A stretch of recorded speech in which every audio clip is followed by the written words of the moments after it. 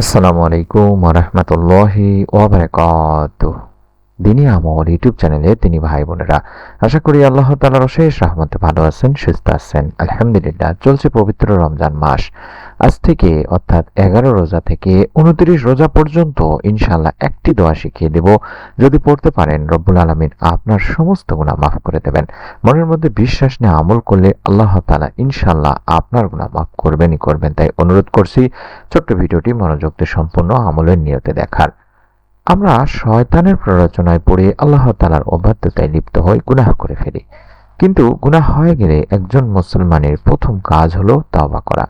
আর তওবা মানে গুনাহ থেকে প্রত্যাবর্তন করা, আল্লাহর কাছে ফিরে আসা।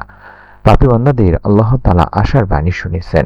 বর্ণিত হয়েছে, হে আমার বান্দারা, যারা নিজেদের উপরে জুলুম করেছো, তোমরা আল্লাহর রহমত থেকে নিরাশ হও না। নিশ্চয়ই আল্লাহ সব গুনাহ মাফ করেন। তিনি ক্ষমাশীল, পরম দয়ালু।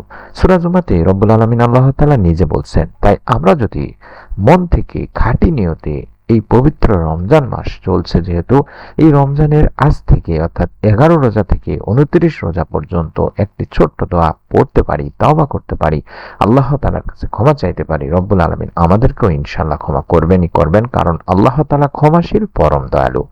এক হাদিসেও হযরত আবু হুরায়রা রাদিয়াল্লাহু তাআলা আনহু থেকে বর্ণিত আছে, আল্লাহ রাসূল সাল্লাল্লাহু আলাইহি ওয়াসাল্লাম বলেন, তোমরা যদি পাপাচার করতে, এমনকি তোমাদের পাপ আকাশের সীমা পর্যন্ত পৌঁছে যেত, অতঃপর তোমরা তওবা করতে, তাহলে আল্লাহ রাব্বুল আলামিন অবশ্যই তোমাদের তওবা কবুল করবেন।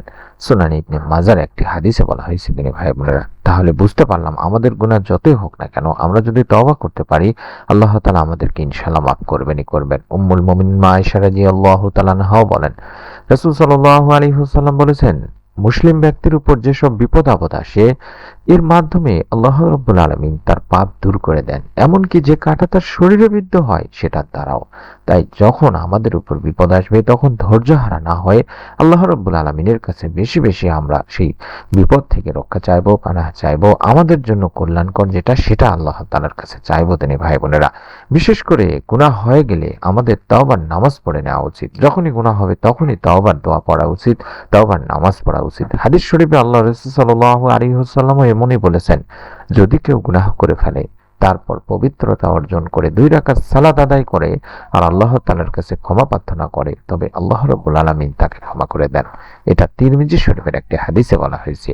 তাই আমাদের প্রথম কাজ হবে বেশি বেশি করে আল্লাহ তাআলার কাছে ক্ষমা চাওয়া, তওবা করা, গুনাহ থেকে মাফ চাওয়া। যে যেখানে যে পরিস্থিতিতে থাকুন না কেন, আজকের ভিডিওটি যদি দেখে থাকেন, আপনি আজ থেকে শুরু করবেন ইফতারের আগে কিংবা এই 11 রোজা থেকে 29 রোজার যে কোনো সময় আপনারা অন্তত একবার করে পাঠ করবেন, রব্বি ইন্নী যালামতু নাফসি ফাগফিরলি, রব্বি ইন্নী যালামতু নাফসি ফাগফিরলি।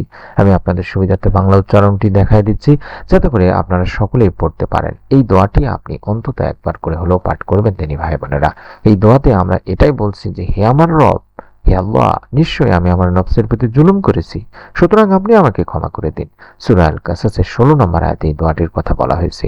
অর্থাৎ আমরা যদি এই তাওবার দোয়াটির মাধ্যমে আল্লাহ তাআলার কাছে ক্ষমা চাইতে পারি, মাফ চাইতে পারি, রব্বুল আলামিন আমাদেরকেও ইনশাআল্লাহ মাফ করে দেবেন। আমি আশা করছি এই ছোট্ট ভিডিওটির আমলটি আপনারা জানলেন, নিজে আমলটি করবেন, আপনার নিকট আত্মীয় স্বজন, কাছের মানুষজন যারা আছে তাদেরকেও আমলটি কথা বলে দেবেন। পরবর্তী নতুন আমলের ভিডিও পাওয়ার জন্য বা দোয়া পাওয়ার জন্য অবশ্যই চ্যানেলটি সাবস্ক্রাইব করে বেল বাটনটি অন করে রাখতে ভুলবেন না। সকলে ভালো থাকুন, সুস্থ থাকুন। আসসালামু আলাইকুম ওয়া রাহমাতুল্লাহ।